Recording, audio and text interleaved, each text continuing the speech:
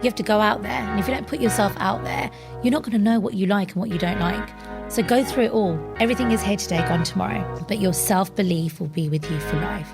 So always have that belief that you can do this, and you will only become stronger and better as a person through making those mistakes and learning from those mistakes. It's how you overcome it and rise from it that will show you your true potential. Don't limit yourself. 10 years was a long time, and you just know when it's time for me to go and begin a new chapter, to dream come true. My most iconic one would be creating a celebrity shoot with Shilpa Shetty and Jacqueline Fernandez.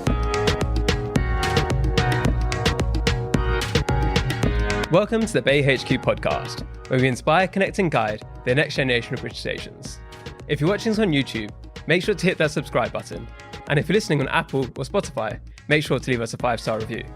Today we have with us Anisha Vasani, who's behind Anisha Vasani Creates, a creative wedding consultancy. She's also a bridal stylist and the founder of Influence Reach and the former editor of Asiana Magazine. She's worked with and styled the likes of Shilpa Shetty, Jacqueline Fernandez and Beverly Knight. How are you doing today? I'm great. It's so lovely to be here. Thank you so much for inviting me on your podcast. We met before a few times and I went to your show quite recently, which is amazing. Oh, thank you. I hope you enjoyed it. It was really nice. So obviously that show is a culmination of years of work that you've done in the wedding industry. But when you're growing up, did you ever think this is the kind of thing you'd be doing? Going from Asiana Magazine to everything you did later on. What was your childhood like? Did you have that belief in yourself? That's interesting, actually, because no, I didn't. This is going to be really funny and surprising to a lot of people watching this, but my parents really wanted me to become a doctor or go down the whole medical route, as every parent does. They want you to, become a dentist or a doctor, the cliche kind of, professions. And it was only when I did my GCSEs that I found that my strengths were in journalism, were in English, Lit and Lang. And I found that my strengths were in the creative side.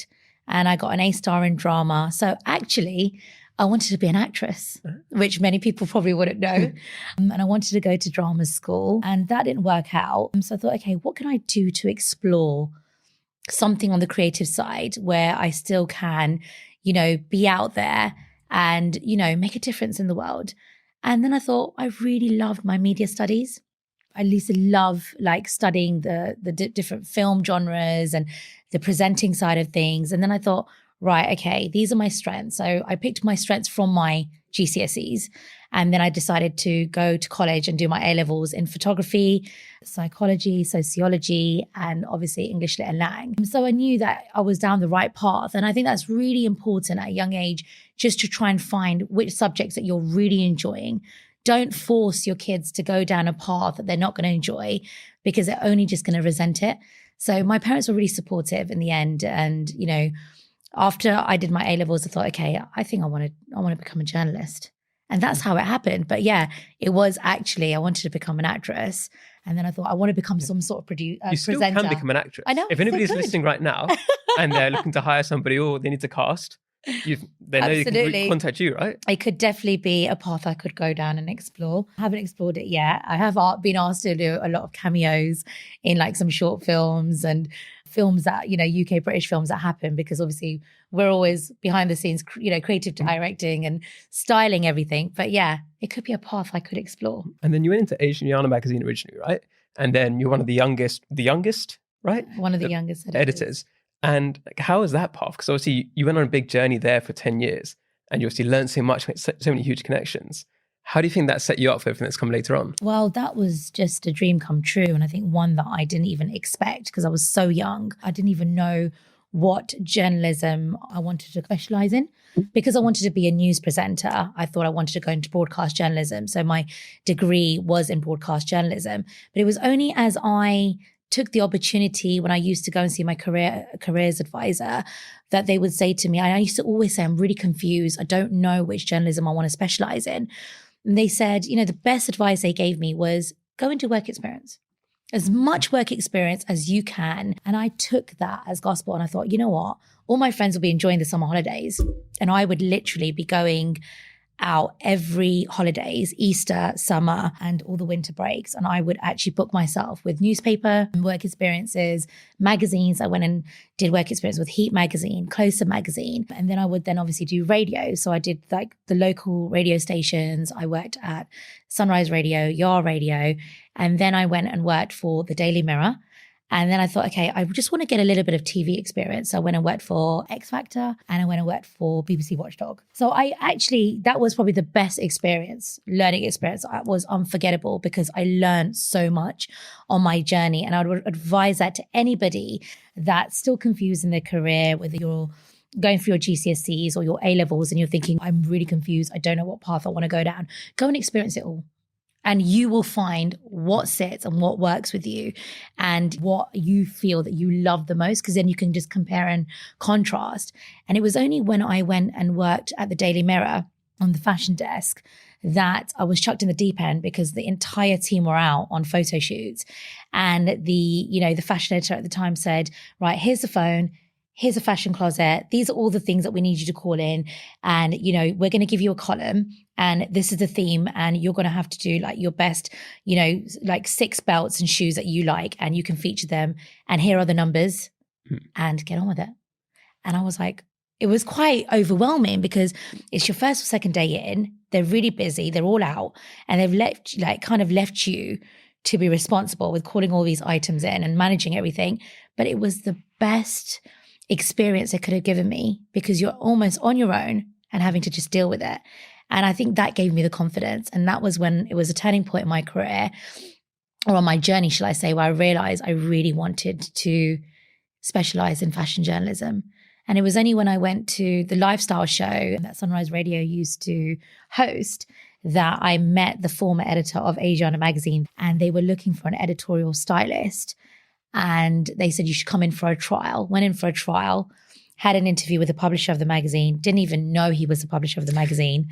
I brought in like a massive A3 folder with all my clippings, cuttings of all my bylines and all the press experience that I received and everything that I had created over the past 4 years. And he was just blown away. And he's like, you conducted all this experience in the last 3-4 years whilst you were at uni and you were studying. And I said, yeah. And I thought I was in trouble. I was like, is it too much? And he goes, no, it's perfect. And this is exactly what we've been looking for. Because it just, I think, showed him that I was very ambitious and driven and very enthusiastic. He used to laugh about it, saying, never met anyone that's done as much work experience as you, Anisha. But that's what I think gave me the confidence and the experience to then actually direct where I wanted to go with the magazine very quickly. Yeah. And ABA, I think because I was young, fresh blood, I saw the magazine and I thought, how can I make this relatable to my audience, to my female brides-to-be? How can I make it current? Would I read this? Does this relate to me? When you change perspective and you put yourself in the other shoes, I think you just then know what needs to be changed. And because I started already changing the magazine, the direction from the design to the features to the celebrities that we were featuring, I was already editing the magazine without even realizing, but I didn't know. So when they did call me into the office and they said, well, the former editor is leaving and we've been watching you very closely for, the past year or so. And we've seen the amazing direction and how you've really evolved as an individual and how you really tried to transform the magazine. We would like to appoint you as the editor. And I was like, you guys crazy. I'm only like 24 years old. No way. Editors are meant to be old. And they're like, no, we feel you're ready and you can do this. And not only of one magazine, not only just of Asiana, but Asiana Wedding. So I was the youngest editor at 24 of 2 consecutive magazines a time. So I was working on 8 magazines in a year. And that's a lot of work. And you're working on them quarterly. But it was the best experience of my life. I thoroughly enjoyed it. I grew up with the magazine. It was my baby. And it's really shaped me into the woman I am today. So I love what you mentioned there about the work experience in particular, because one of the things I always say is that a lot of people, they're trying to find the one thing that's going to like save their lives or make them happy. And instead, what I think you should do is, like you said, experiment. Because if you just do the theory, like, oh, this will be the perfect thing, then you just put it on a pedestal. Then you might try it and not like it. And then, oh, now what do I do with my life?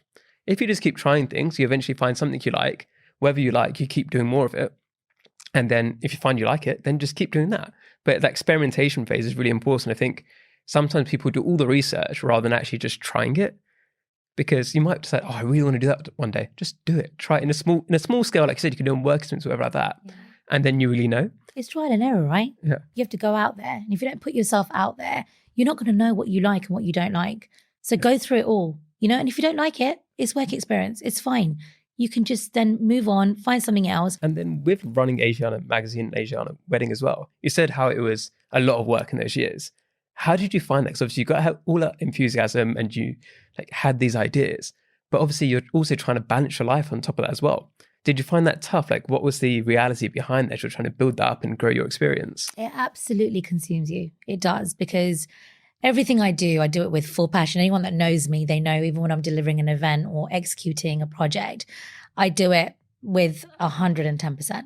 And you've got to literally devote your love and passion into anything that you do. And it can get you into trouble sometimes because you can't obviously switch off. So because I was given such an amazing opportunity, I literally gave my blood, sweat and tears to the magazine. It was my life. And when you devote all your time, it can be challenging because you want to have that balance and you do become a workaholic. But the most challenging part was I was female, I was young, and you've had a team that have been there for so many years and trying to tell older men particularly what to do. And I want you to action this and I want to make this change. It was hard because I had to really win everyone over and really get them to see my vision and get them on my side to say, look, we're going to create something really amazing.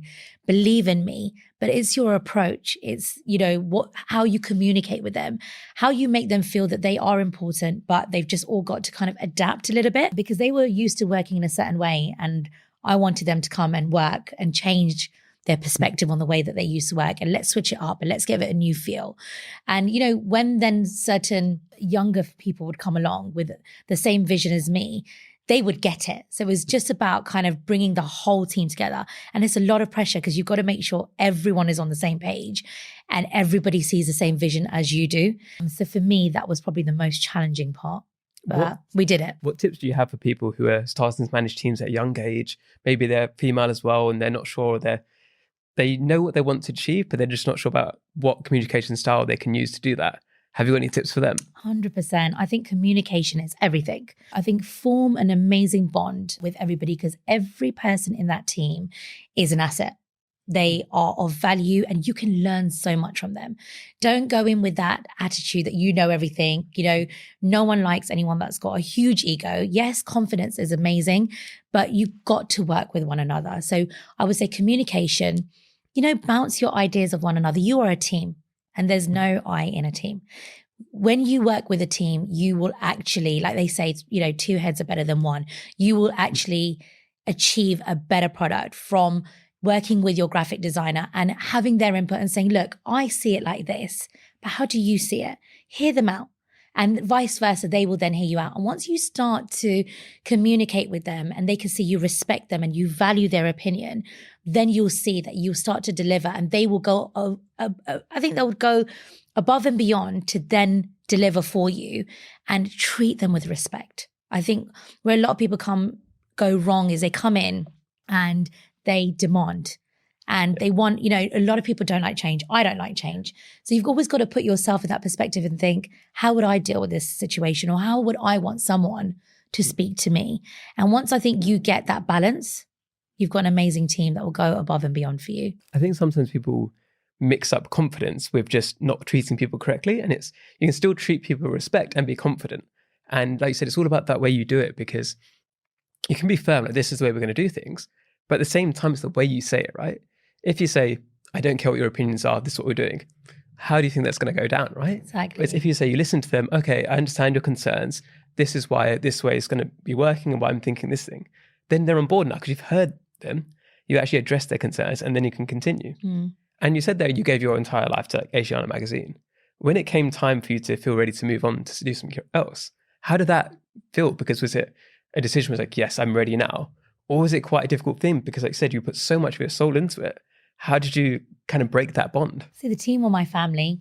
Your clients become your friends. And it was really hard because when you've been in one job for 10 years and that team have become your family, and you've worked with everybody from your clients to the models to the creative side, that change, that transition was really, really challenging.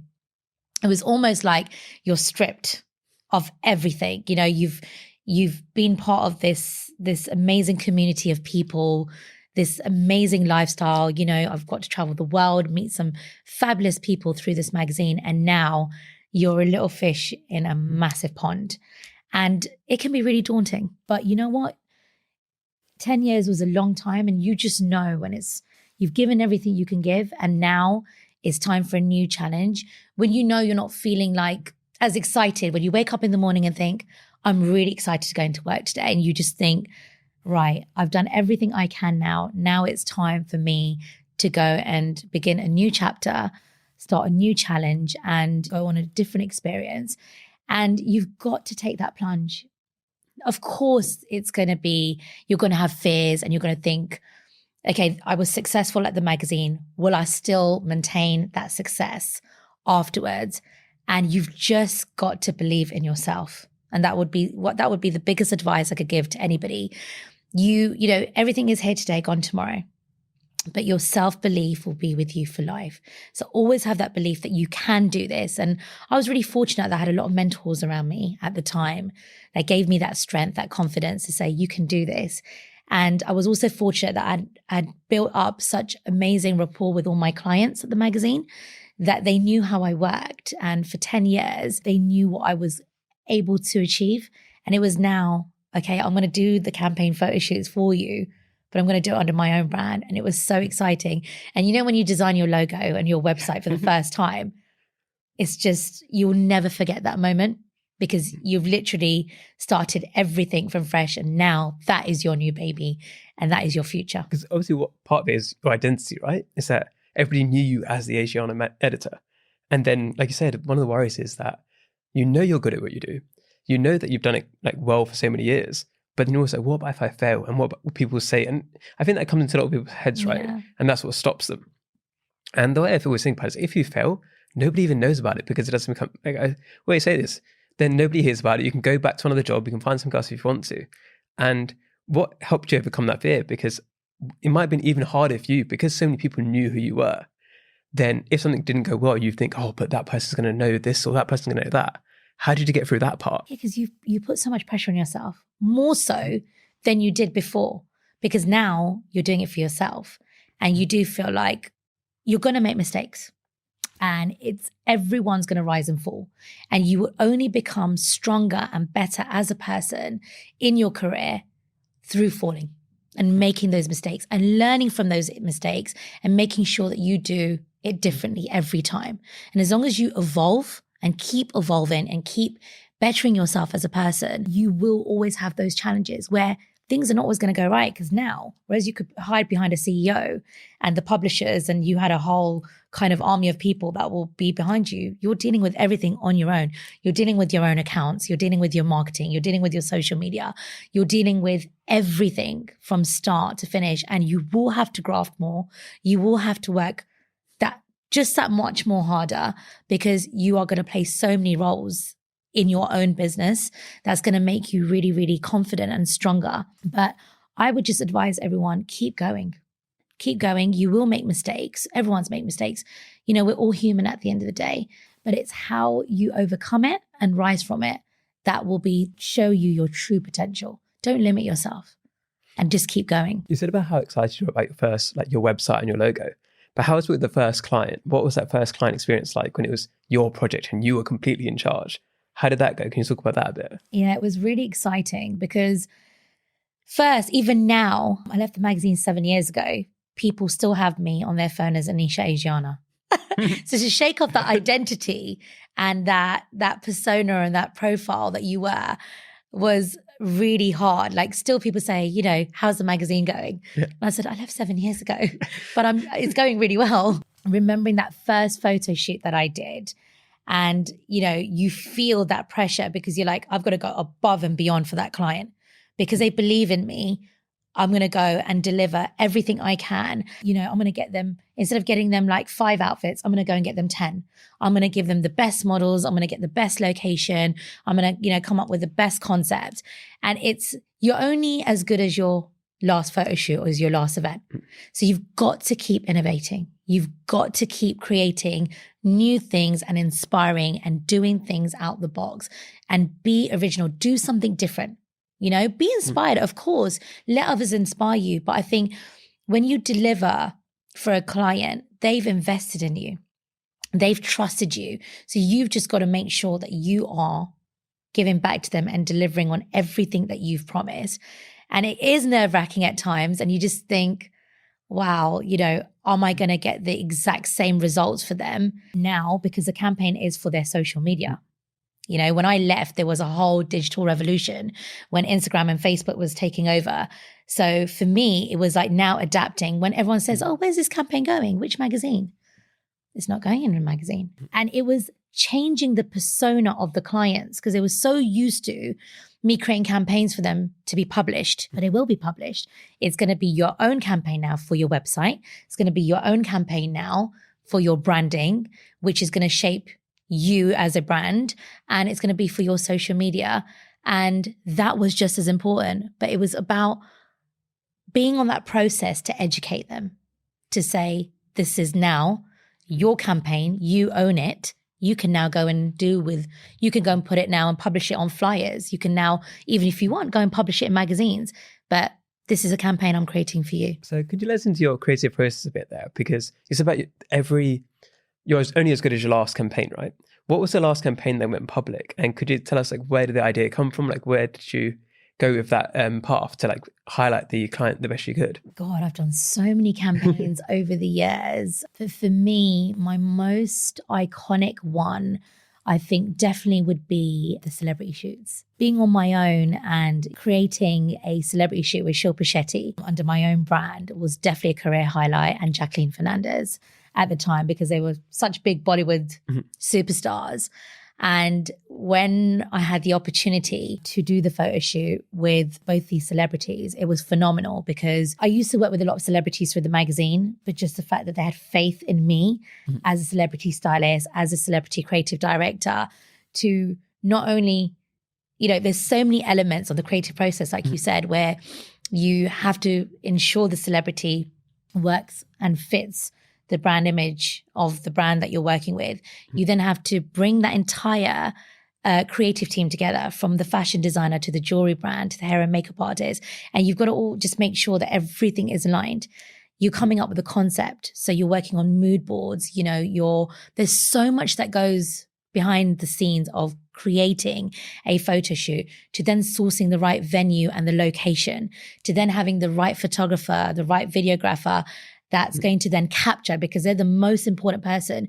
No matter how much work I put in, if the photographer and the videographer at the end are not on the same page, they're the ones that are going to be obviously capturing the whole campaign. And that is what you're going to be left with. You've got to ensure that they understand the vision, they understand the mood board, they connect with the celebrity, because celebrities are not always the easiest to work with. And fortunately, Shilpa and Jacqueline Fernandez was two beautiful celebrities to work with. And it was just a phenomenal experience. And I feel that was a turning point in my career, because then everybody knew that if you wanted a celebrity campaign, you have to go to Anisha, because she would then connect the Bollywood artist or the Bollywood celebrity with the UK brands. And I feel that really changed the game for me as, creative director and for my creative consultancy. Yeah. And so that's now been 7 years since you created that, right? And obviously it's been going very well, but you've also been doing other things too. So you've got Influencer Reach, which launched fairly recently. Can you tell us about that? Yeah. So after obviously doing all the celebrity shoots, a lot of, influencers were formed where, they were blogging. They were either known for their beauty blogging, or they were known for their, their travel blogging or their lifestyles. And there was, again, another massive transition where my brand started not then asking for celebrities, but started asking for influencers. So I obviously know a lot of people, was fortunate of my network. So I'd written about singers, and I'd written about chefs, and I'd written about actresses. So I had lots of connections with a lot of celebrities. So it just made sense then to launch an influencer agency where my brands were wanting to connect to influencers that had great engagement on social media and were able to influence, and through their following, be able to really elevate and promote a brand. So suddenly my influencers wanted to work with brands and my brands wanted to work with influencers. So I thought, right, okay, I listened to what my industry want. And I've got such an amazing relationship with all my girls, all my influencers that are professional influencers. Because some people look down at influencers and think, that's not work. But actually, they work so hard to create their content. You even know how much goes into filming this podcast right now, preparing for it beforehand and then editing it and then putting it on socials. Influencers are the same. They're content creators. They take so much time out to come up with the content, to actually strategize it, to then make sure they're working with the right brand and give the audience and their followers what they want to know and educate them, inspire them. So I just thought it would be a great platform actually now to create influencer events, but also where it will involve photo shoots, PR events, gifting, influencer marketing. And yeah, me and my business partner, Sunny Suri, joined forces because he has a marketing agency called Ethnic Reach. And we just thought with my creative background and skills and his marketing expertise, we joined forces and launch Influencer Reach. And it's gone from strength to strength. And you come to many of my events and we always try to curate something different for the influencers, but also try to create, we don't want any event to be like the other. We're always trying to continue to inspire and innovate and create something really different from each and every event so that they enjoy a wonderful experience throughout. And it's been going really, really well. I think what stands out to me from the events I've been to is the level of professionalism, right? Because there's lots of events going on all the time. And people would say, oh, it's saturated, right? But it's not actually saturated because it's saturated of events, but not a high quality events where people are actually taking the time to think about it and make sure it's the same with any industry, right? People think, oh, there's too many people on Instagram already. There's too many people on this already. There's lots of people on there, but how many people are actually doing it to a high level of quality? So there's always space for people if they can elevate and go to the next level. And obviously the skills you had from the other things you've done helped Influencer Reach because, like you said, one is a network, but it's also the mindset, right? And the different ways you've built those other businesses can then help Influencer Reach. And in terms of that side of things, have you felt in terms of from going from a job and like a salary, like expenses, everything like that, to now being completely in control of your future? How have you found that transition? Because there's some weeks, for example, with what happened last year in summer, I basically didn't earn any money for 5 months because I was like, I'm not taking any clients and I'm free to do that, yes. But if I had a job, I would have still got paid, even though I might not have been fully with it. How have you found that transition? Because I think that's something that scares a lot of people, going from salary to being in complete control. Yeah, because obviously having a full-time job, you've got that security, you've got that financial stability, and that is probably the most scariest part. And I think that you scare my parents as well because they're like, why are you leaving a secure job that pays you really well and you've got all the security there and now you're going to go off on your own? How do you know where your next money is going to come from? But you have to take that leap of faith. You've got to take that risk. You've got to make sure you've got enough in your bank for security because you're going to have rainy days where, you're not going to have money coming in all the time, but you just have to have that faith that money will come. You have to hustle, right? If you don't go out there and get the work's not always going to come to you because you're building yourself up. Once people know you, they will know to call you like anything. Once you build your website, you build your brand, you build your social media, but you're also going to go out, you're going to also have to go out there and get the work. And that's why I advise everybody, networking is key. A lot of people look at me and say, oh, she just leads this glamorous life and is always at events. But no one understands, actually, I'm going out to network because you just don't know when that next job or that business opportunity is going to come from. And I am a firm believer in saying to everybody, go out there, go and meet new people. Go and talk about your services. You don't have to obviously oversell your services, but let them know what you do and how you can help them. Because I love helping, especially small businesses. and giving them that confidence. There's so many people out there, especially women that have been in corporate jobs that are not happy in their jobs, are juggling motherhood, well as, being wives and then having, a corporate job. It's like, but they're not following their dreams. And they'll come to me and they'll ask me for advice. And they'll say, we just wanted to run something by you. We really want to, flourish this dream of ours. And we really want to, see if we can do this. Do you think it'll work? And I said, if you believe in it and you feel that you can do it, take that leap of faith and just do it. Because you only get one life and you only get one choice. Go and live it to the max, right? Lead the life you create. That's the best advice I give you. Yes, there's going to be times where you're not going to make money, but there's going to be months where you're going to make double, triple the money, and it all balances out, and you've got to start somewhere. Yes, of course, make sure you've got a little bit of financial backing and a little bit of security, because you're going to also need to invest in your brand. You're going to also need to invest in your marketing, your social media, your website design. You're going to have to keep, like you said, relevant, but you're also going to have to keep visible. If you're visible, constantly visible, and people are seeing you, people are going to want to work with you. And then what's been the lowest point in your business, and how did you get through that? Because obviously you said some months you don't have the money there and you have to come up with new ideas and new things going on.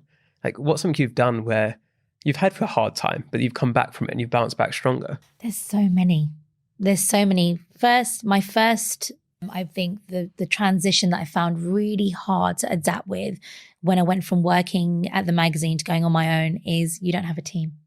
And I'm such a bubbly person, and I love working as part of a team, and then suddenly you've gone solo. So that was really hard for me. When you bounce ideas of people and, your team, and, you grow together, going solo and working on my own was really, really hard. But very quickly, when you go and create a photo shoot, you've got an amazing creative team that you work with. So it kind of all balanced out. So you would have your days solo working on your own, and it's reconditioning yourself that you've got to do your admin days. Anyone that thinks that a photo shoot just happens, as a miracle is wrong. There's so much preparation, coordination that goes on behind the scenes. So I think adapting to working on your own to then being actually excited to working with a team was definitely a challenge. Some months where you'd feel low, where you feel, okay, I haven't made as much money, or I haven't hit my targets, because you set yourself goals and you set yourself personal targets. And then miraculously, mid-month or halfway through the month, suddenly work will just come through. And you'll be like worrying, losing sleep over it, thinking, where's my next, money going to come in from? How am I going to finance this? How am I going to pay my mortgage at the end of the day? I've got bills to pay. Everything that that you're all probably feeling, we've all gone through. People just don't talk about it, because with social media now, there's a perception that, oh, they've got everything so perfect, and, they're always leading this amazing life, and it's just so super glamorous. No one sees the tears and the anxiety and the fears that you're going through behind the scenes, because no one talks about it. And as we were talking about earlier, now, luckily for these podcasts and these platforms, so many more people are talking about mental health. And there's been nights where I've lost sleep, and I've been really worrying and thinking, oh my God, am I going to get through this year? Am I going to get through this month? Am I going to, get through these jobs? Sometimes you lose jobs. You pitch for jobs, you send proposals, and suddenly you find someone's come and undercut you, or someone's come and copied your exact vision and your photo shoot, your concept and your proposal, and have undercut you. So the client's going to go there. Yeah. So there's so many little things like that you will face, but you will also overcome them, because you win some and you lose some. And when I lose a job or a client doesn't book me, I used to take it really personally. I used to think, why? Why did I lose that job? Why did they go with the other creative director or the other consultancy and the other influencer agency? And why are they not investing with me? But God has a plan, and something bigger and better always comes along. And then you understand when that happens, you just think, this wasn't meant to be. And you've just got to be so resilient and so strong. And you've just, like I said, right at the beginning of our podcast, you've just got to have that self-belief, and the work will come. I always try to be transparent about that, and also get my guests to be transparent, because it's not easy. And the whole thing is, if you care enough about what you're doing, then you can ride those waves. And if it feels really tough and you're not enjoying it and it's not making you happy, then sometimes you've got to think, is this actually the right thing for me? Because eventually, if you really have that passion, you can overcome the challenges. But going for all that hard work and all that trauma just because you want to prove something to somebody else, that's not the right way to do it either. And that's what comes across in, you're so passionate about helping your clients in the creative side of things. That's what makes that hard work worth it. Hard work itself isn't the point. It's using that hard work to achieve your dreams, right? Absolutely. And we haven't got much time left. So could you quickly tell us about the Bridal Boutique show, which we mentioned right at the start? Bridal Boutique show was the new addition, and it was something that I've been wanting to do for many, many years, especially after leaving the magazine. I always wanted to curate and execute my own kind of luxury bridal show, and definitely for the new age bride. The brides that are sitting on Instagram, on social media, they're scrolling through and they've got so many different options, and it can be really overwhelming. And I wanted to bring a mixture of the Western brands, also embracing our Indian culture and our Asian culture. And I really wanted to create a very intimate, but a very immersive kind of bridal show where from the minute you step into the venue and the Nobu Hotel, which was just a beautiful hotel to launch the inaugural show at, you're on a kind of an amazing wedding journey. And I just wanted to have the most prestigious brands there that, that everybody can just meet under one roof and have an amazing experience, from like the masterclass cocktails to, Dr. Vanita talking about skincare and hair care, leading up to your wedding day, to having obviously my favorite element, the fashion show, and curating like something that's going to be appealing to everybody.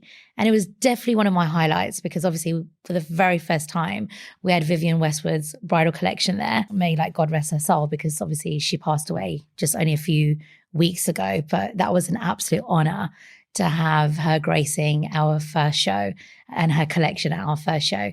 And, I think everyone forgets that modern brides do wear white bridal outfits for their civil ceremony. So I wanted to make sure that there was something there that catered for everybody.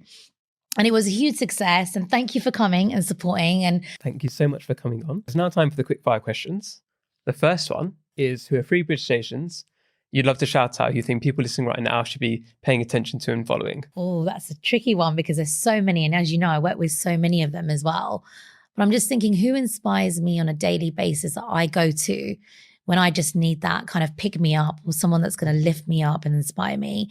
And I'd definitely say one of them is Jay Shetty. I just feel his quotes, his podcasts, his videos always come to me at the right time. So he would definitely be one of them that I feel really inspires me. Secondly, I would say Kaushal definitely made the change in our industry. She definitely was one of the first ones that everyone really looked and inspired to, and really paved the way for content creators, because she was just so authentic. She's a beautiful soul. I've met her in person. She's so genuine, so authentic. And obviously her husband, Vex King, and just them like now launching the Rising Circle with their journals. I think they're both such an amazing, inspirational power couple. So them two. And then the next person is going to be a big shout out as one of my longest clients who I've worked very closely with, and that would be Dr. Vanita. She has literally revolutionized the skin of color family with all of her amazing products that she has launched. And I have been really fortunate to be part of her journey because she's educated me. I've been able to work with her on all her brand launches. She's inspiring. And you know what? She is just growing day by day on social media, TikTok and YouTube. So she's a huge inspiration for me too. Yeah, definitely. Like, we're getting Dr. Vanita on pretty soon. Amazing. You're going to get her on here anyway. So you guys have to watch her. I think it's in a week or two's time. Yep. Yeah, so watch out for that. Fantastic. Brilliant. But if people listening right now are like, they want some advice from you, or they're looking for guidance and they're not sure where they want to go, what could you advise them about? What should they come to you for? A lot of people have been messaging me recently about mentoring them, because I've obviously helped a lot of small businesses, and the biggest reward has been for me to see their brands grow and elevate them and continue to elevate them through just different kind of brand marketing, to whether it's their events or PR, or just working with them very closely to kind of create a bespoke marketing strategy for them. And that's what we specialize in. And then on the other side, what's something that you need help with right now? What could somebody listening right now maybe help you with? Do you know what? I'm looking now to expand my team more and more. And I feel I would love to have some more interns coming to work, because I learned so much through experience that anybody that wants an internship and wants to gain valuable experience, please do get in touch with me. You won't get bored because it's a creative consultancy. You will get a wide knowledge of experience, and every day will be different because you'll be working on events, to influencer marketing, to coming on weddings, to doing bridal styling, to doing the creative campaigns. And it will make you so versatile and universal. So if you are someone who wants to go into the creative field and into wedding planning and influencer marketing, get in touch with me, because I'd love to give them an opportunity. Thank you so much for coming on. And my have you got pleasure. any final words for the audience? I would say just keep believing in yourself. Be strong. You know, there will be times where it's going to be a roller coaster and it's going to be so hard for you, but be resilient. Know your worth, value yourself, and love yourself unconditionally, because self-love is everything. But make sure you take time out to have that work-life balance, recharge and reset, because you will then go on to just being the best version of yourself. Hello everyone. Thank you so much for listening. It means a huge amount to us. And we don't think you realise how important you are, because if you subscribe to our YouTube channel, if you leave us a 5-star review, it makes a world of difference. And if you believe